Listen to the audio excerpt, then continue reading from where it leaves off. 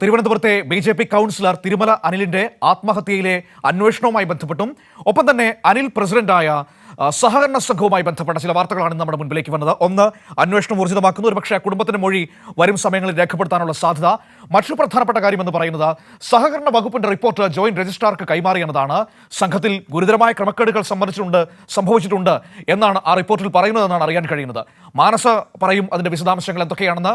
മാനസ, ഏറ്റവും പ്രധാനപ്പെട്ട കാര്യം, ഈ സഹകരണ വകുപ്പിന്റെ ഓഡിറ്റ് റിപ്പോർട്ട് ഇപ്പോൾ ജോയിന്റ് രജിസ്ട്രാർക്ക് കൈമാറിയിട്ടുണ്ട് എന്നാണ് മനസ്സിലാക്കാൻ കഴിയുന്നത്.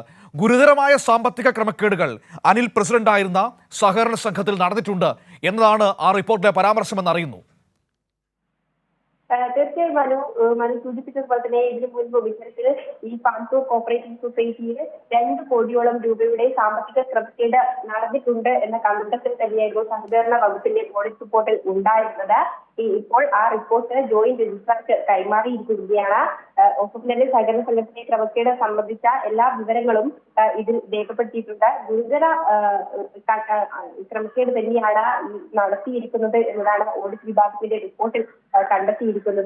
അതുകൊണ്ട് തന്നെ ഈ പരിശോധന, അതായത് റിപ്പോർട്ട് നിലവിൽ പരിശോധനയ്ക്ക് വിധേയമാക്കുകയാണ്. അന്വേഷണ സംഘം ഉൾപ്പെടെ ഈ റിപ്പോർട്ട് പരിശോധിച്ച തുടർ സാമ്പത്തിക നടപടികൾ, അതായത് സാമ്പത്തിക ക്രമക്കേടുമായി ബന്ധപ്പെട്ട നടപടികളും അന്വേഷണവും നടത്താനുള്ള നീക്കത്തിൽ തന്നെയായിരുന്നു പ്രത്യേക അന്വേഷണ സംഘം എന്ന് പറയുന്നത്. അതിന് മുന്നോടിയായാണ് ഇത്തരത്തിലുള്ള സഹകരണ വകുപ്പിന്റെ ഓഡിറ്റ് റിപ്പോർട്ട് ജോയിന്റ് രജിസ്ട്രാർക്ക് കൈമാറിയിരിക്കുന്നത്.